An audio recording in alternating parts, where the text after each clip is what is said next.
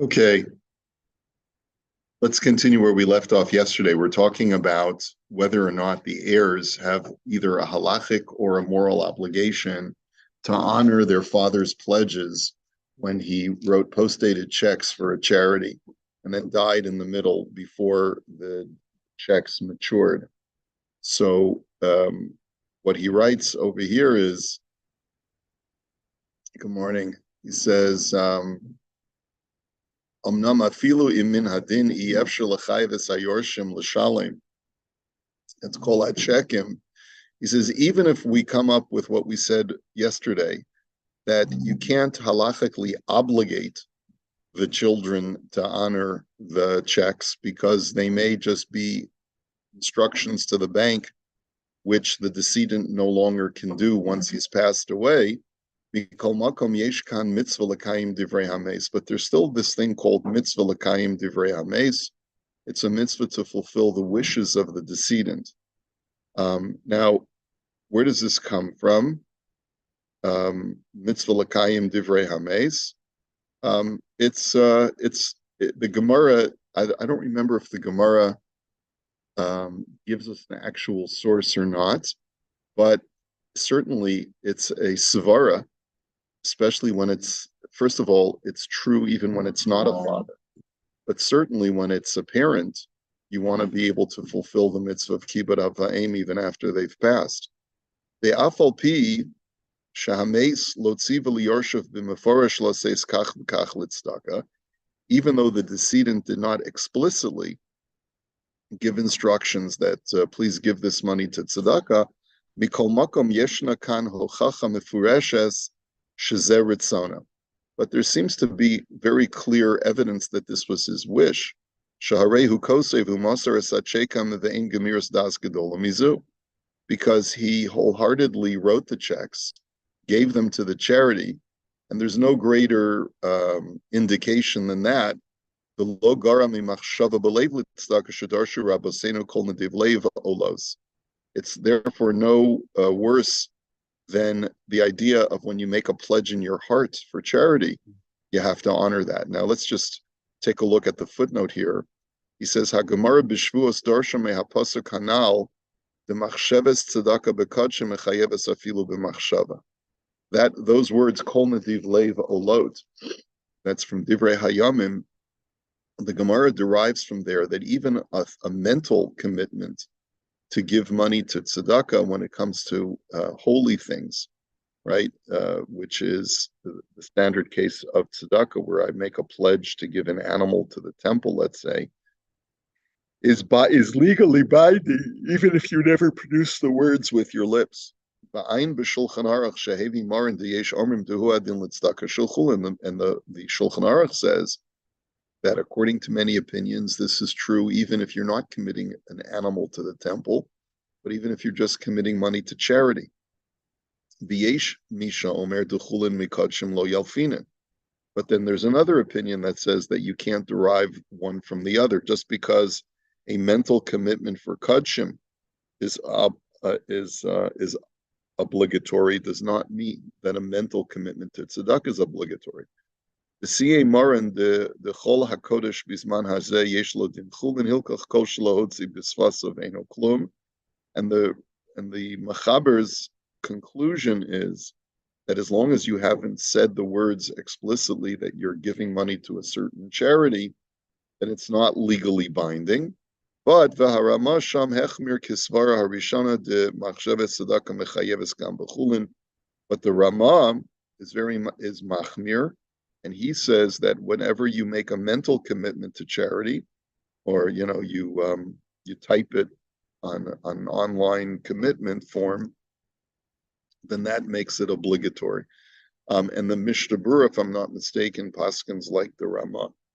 The Das Maran Tzarech Bir, but the opinion of Rav Sharaga, the footnoter says, really needs to be explained. The lechora mashma da halacha ki yesh omer basar kedekaimelon ba'alma, ala demeidach yesh lomer da hachashani demitchila kasav yesh omer b'lashon rabim. So actually, he goes into this discussion as to why Sephardim should paskin like the Rama over here. Um, and and so I don't think that we necessarily need to go into this because it's really a Sephardic issue, and it goes on and on and on. So we're not gonna delve into this footnote, which is quite lengthy. But let us continue from that point in the actual text of Rav Sharaga. Asher al kain bor sheyesh mitzvah layorshim lasos es ritzon avihem ulekayim es kol ma shehu hivtiach litzdaka. And therefore, based on that, based on the second argument, which is if you know that the parent very much wanted this money to go tzedakah, it would seem that there is a mitzvah for the heirs to fulfill the wishes of their father. Now, the difference between the first argument, which is that they have a legal obligation, and the second argument, which is it's a mitzvah, obviously has to do with what can be litigated in Beis Din. Okay? And if a charity, let's say the heirs go to the bank and say, don't honor, our father has passed, please do not cash any checks that come in. And so the bank does that. The charity can go to the heirs and say, please honor these checks. This was your father's wish. This is like promissory notes. Then the heirs have a legal right to say, well, we don't look at it as promissory notes. We look at it as instructions to the bank to honor a check. And once our father is deceased, those instructions are no longer within the jurisdiction of our deceased father. And if you feel differently, take us to Beis Din. So the charity will lose in Beis Din, okay, is essentially what the argument is. But the second argument is that there is still a mitzvah if you feel your father wanted his money to go there to fulfill it, but no one can force you to do it. And that's the difference between the first argument and the second argument. Now, could there be a scenario where the heirs feel that their father was being hoodwinked by a less than straight charity? Of course. In other words, they could say, yeah, we know our father wrote post-dated checks, and we know he wanted it to go to this charity, but you guys are crooks. Let's say, there are certain charities, they have these star ratings for charities. Who gets a 5-star rating, if you show that your overhead costs are below a certain, below 20%, something like that, or below 10%, then you get a higher rating. Your guy's overhead is 90%, and only 10% are going to the orphans. We don't want to line your pockets from our father's estate. You guys are crooks. So I think that would be a very valid thing, is that our father was taken by some charismatic fundraiser, and we feel that, and we feel, while we will give the money to charity because we know our father was a charitable person, but we're not going to give it to this cause because you guys are crooks.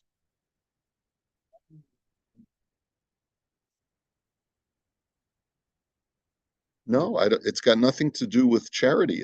There's a mitzvah l'kayim divrei hames. Okay.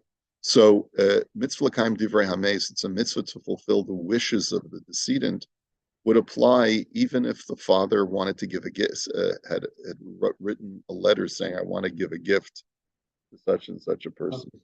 And it's not even charity. Yeah, right. Yeah. Yeah.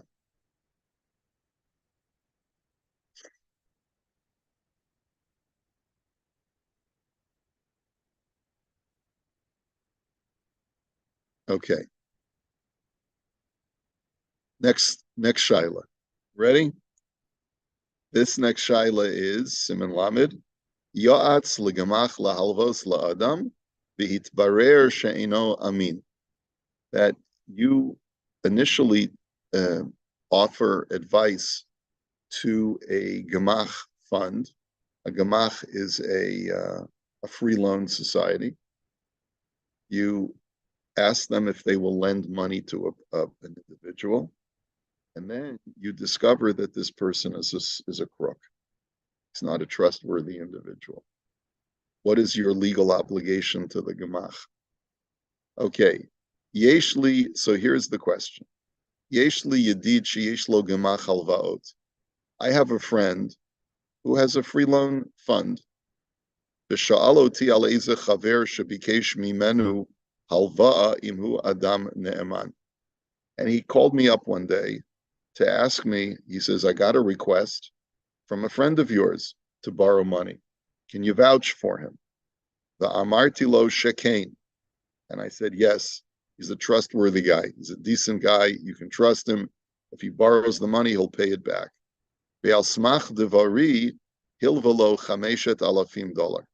Based on my vouching, the guy lent him $5,000.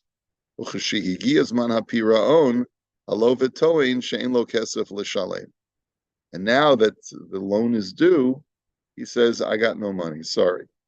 And now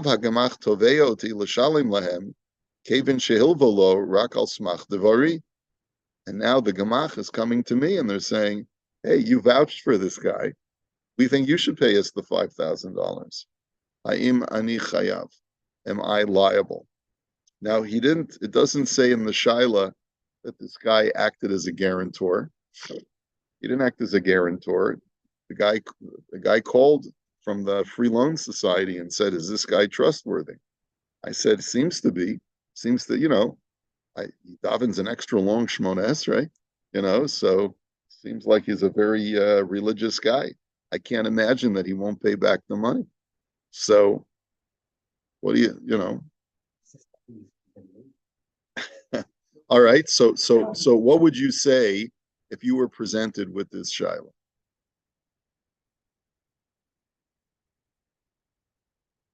Negligent work references. Guy, you wrote a letter, the whole thing. It turns out that he's a crook. Are you liable for the loss of the employer that hired on the basis of your right? And the guy gave the reference. It's out there. And people have been sued? There are lawsuits out there right now for negligent references. It's the same thing. It's like, if you lend money or you hire somebody based on somebody's reference, so this is what this is. Yeah. He's not a guarantor in this case, but he's a reference.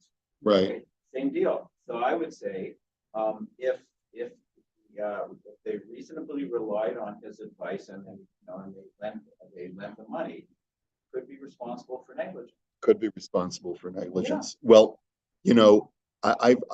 I've heard about this for a long time, because when you're in an employee situation and you're the employer, a lot of times you need to fire somebody, but you don't want to fire them under bad terms because you don't want them to come after you. So you say to them, listen, if you don't come after us with any kind of legal action because we're terminating you, and you don't make a claim that you were discriminated against, or the shul's been sued for age discrimination. We've been sued for for unfair dismissal. The shul's been sued for a whole bunch of different things. But all of these things, they settle, right? So basically, people have learned, when you're an employee and you get fired, just work the system. Get a lawyer, have them send a letter. You don't want it to go through court because it'll cost money, and you'll get a few extra dollars. One of the ways of negotiating how you can avoid paying some of those fees is you say, I'll write you a letter of reference. Don't worry, you'll get a nice job. Well, in reality, this employee is not worth the reference. In other words, the reference is not reflective accurately of the value of that employee, but you're just trying to get them off your back so you'll save a few bucks.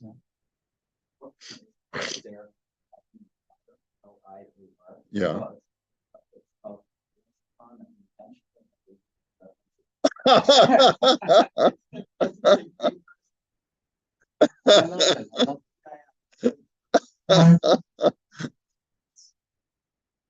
So you have to hope that the new guy, the new employer has that same book so that they can decode it. Yeah, it's like a I know even internally that happens. Try to employ you in the big organization. You don't really want them, so you say they're great when, yeah.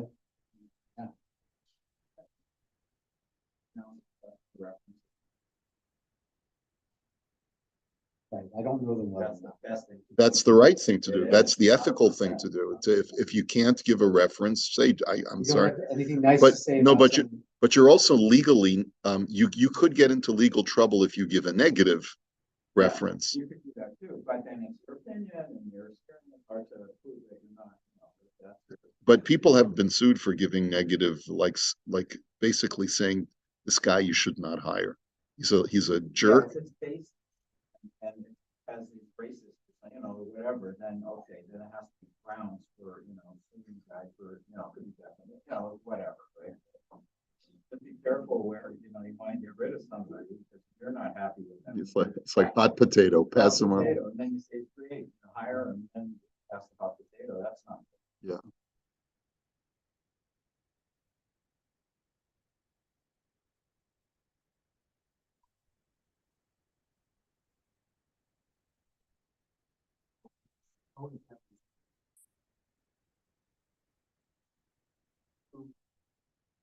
Something is best as subject or object. So it's like it's very subjective. It's like, yeah, it's nice guys.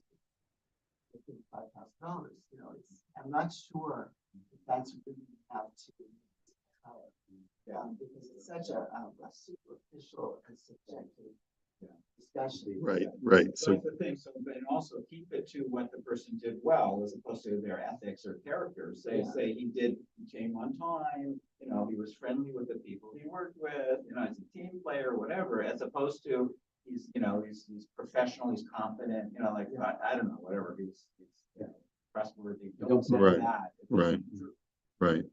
Look, I've had situations where a guy was let go from our organization, and the rabbi from another organization who wanted to hire him called me and said, just between us girls, tell me what, tell me what's the story.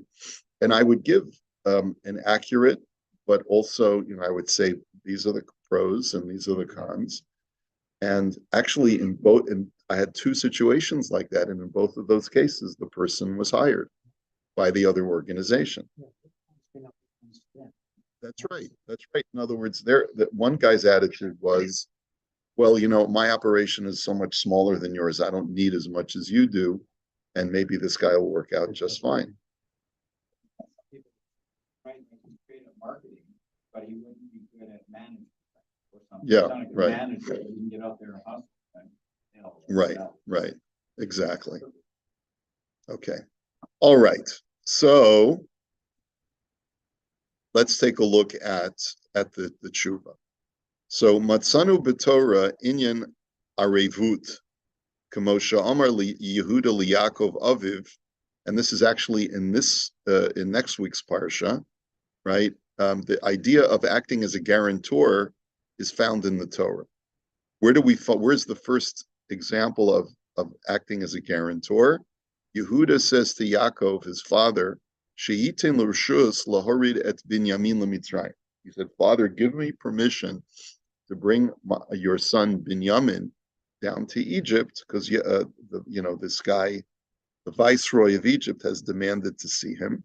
V'amar lo anochi ervenu miyadi tevakshenu. And Yehuda said, I will act as the guarantor to bring home Binyamin alive. Okay?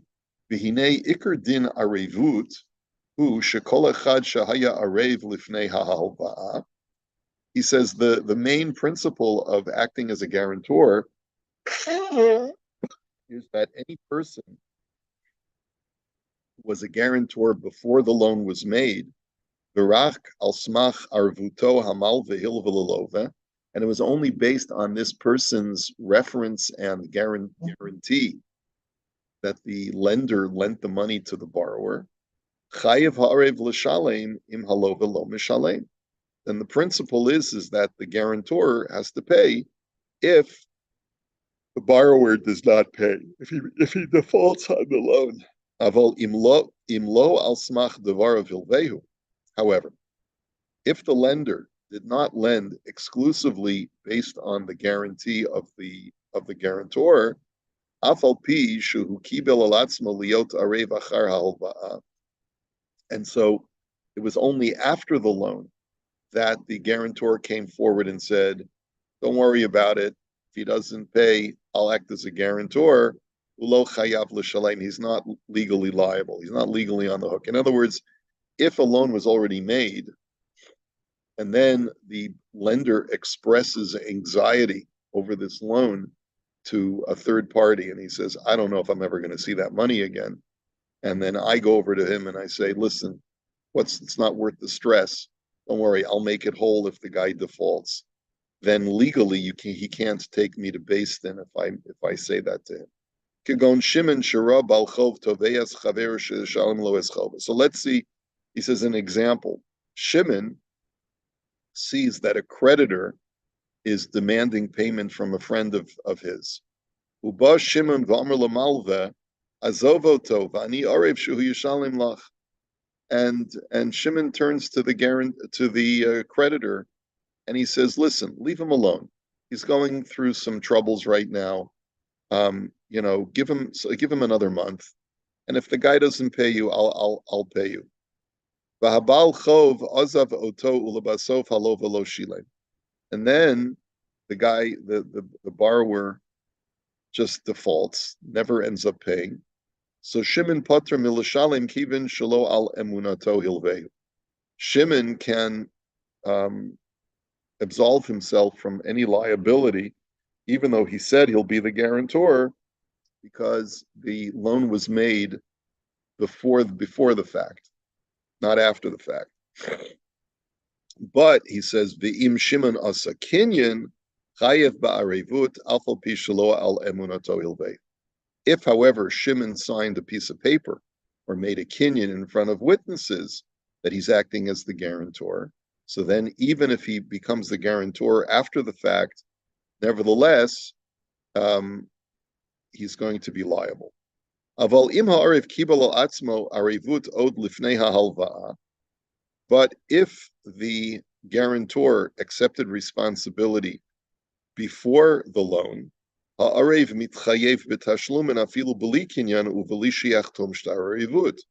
then as long as we have witnesses that the guarantor made a declaration, then even if there's no kinyan, even if there's no shtar, even if there's no paper, he is going to be liable.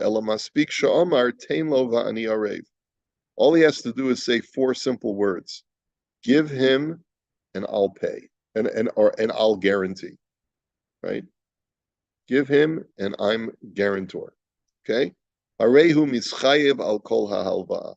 Just saying those 4 simple words, tain lo va'ani arev, makes him on the hook for the loan.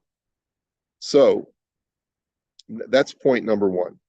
When you express explicitly that you are a guarantor, you're on the hook, even without signing any paper. Okay, as long as we have witnesses that can testify against you. Now, second point he says is that uvahalacha yeshnam shlosha sugei arevim. In halacha, there are 3 types of guarantors: arev stam, arev kablan, the arev shlof dots. Okay, these are the 3 types of guarantors that exist in the halachic legal system, right? V'hahevdel beinehem. He says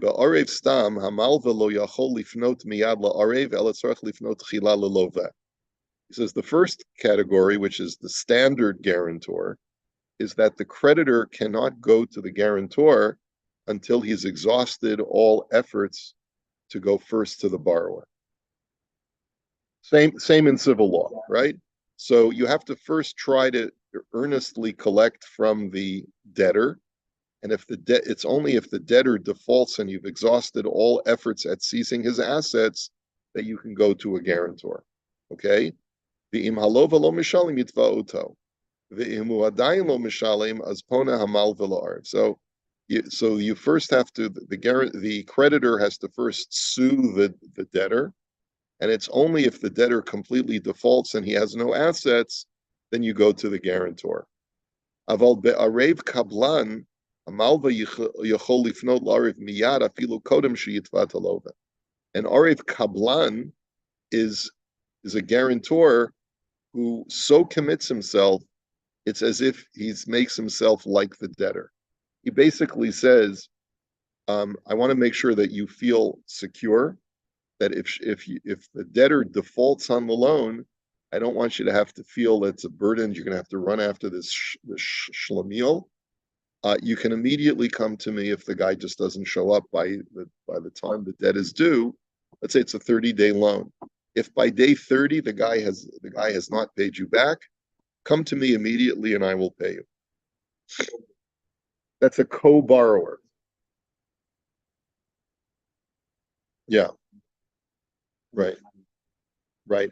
So, but the point is that the reason why he's called an Arev Kablan and not a co-borrower in Talmudic parlance is because he never actually borrowed the money, right? In other words, I understand the legal implication of being a co-borrower, right? But in reality, he never borrowed the money. He just wants to make sure that, let's say, his good friend will get the loan, and he also is placing himself on the hook to pay it back for any reason whatsoever.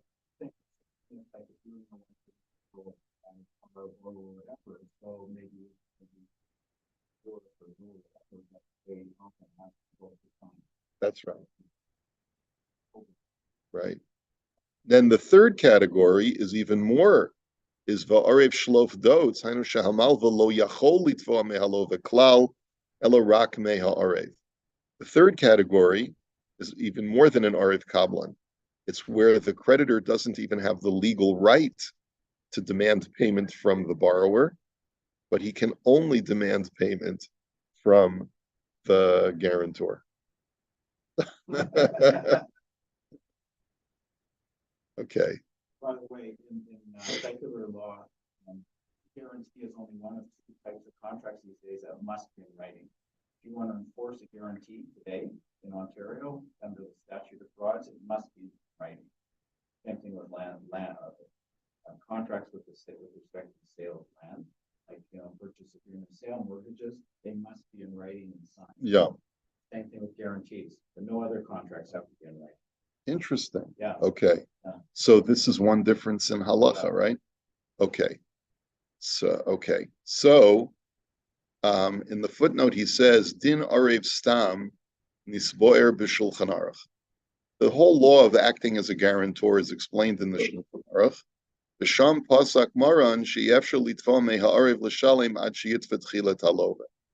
The Shulchan Aruch paskins that with a standard guarantor, you don't have a right to demand payment from a guarantor until you first exhaust all efforts with the actual debtor. V'zelashon maran sham, amalvis chaver al yedei arev, that the Shulchan Aruch writes that if you lend money with the presence of a guarantor, afal pi sheha'arev mishtabed lamalve, even though the guarantor has encumbered himself, or what's the word? There's a lien on his property based on his acting as a guarantor. Lo yitve ta'arev tchila ela yitva haloda. You may not use the guarantor as your first line of collection. It's only after you've exhausted efforts with the actual debtor. And even if the only asset that the debtor has is poor quality property, you're obligated to take payment from the poor quality property of the debtor before you resort to going to the guarantor who can give you actual cash, right? And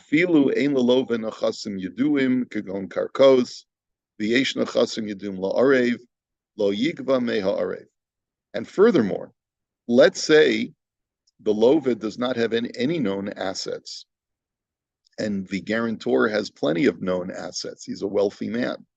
You still cannot go first to the guarantor. You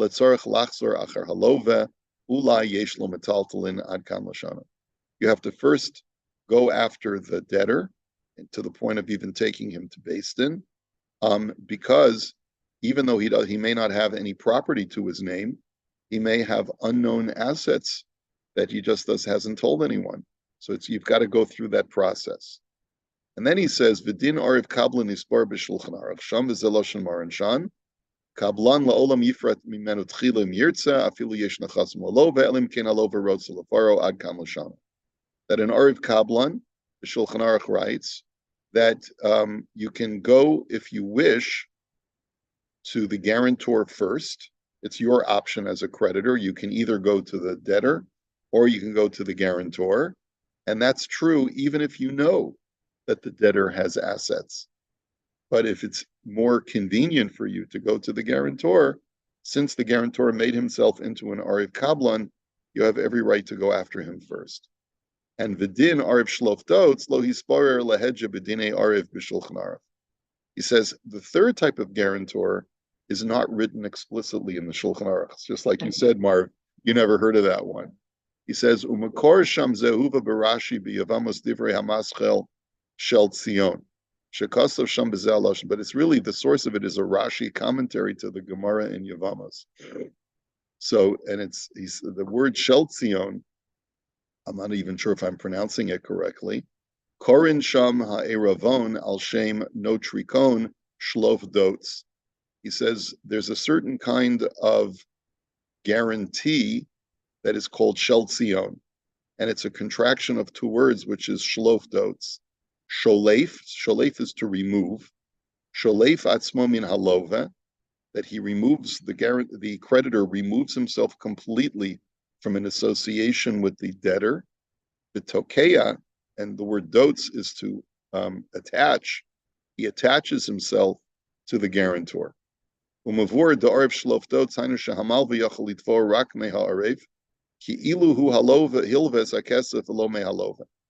basically the way it works is that the creditor goes after the guarantor as if the guarantor was the one who borrowed the money and not the lova. And the Shulchan Aruch actually does say how you can draw up such a guarantee arrangement to make it that the creditor can't even go after, even if he wants to try to collect from the debtor first, he has no right to even bother him. You can substitute one person for another. But that then, that's like after the fact, right? Yeah. Right. Now, I would imagine that there might be scenarios where a person would want to do that. Let's say I want to get a car for my son. So, but I don't want his purchase to go on my credit report because I want my credit rating to remain intact. So I basically make an arrangement with the leasing company or the automobile company that just go after me for payments, but the title is still under my son's name, and he's the borrower, right? But I don't want, yeah. Okay. Anyway, so that's the structure. Oh my gosh, it's late. I'm sorry. We'll hold it here and we'll continue.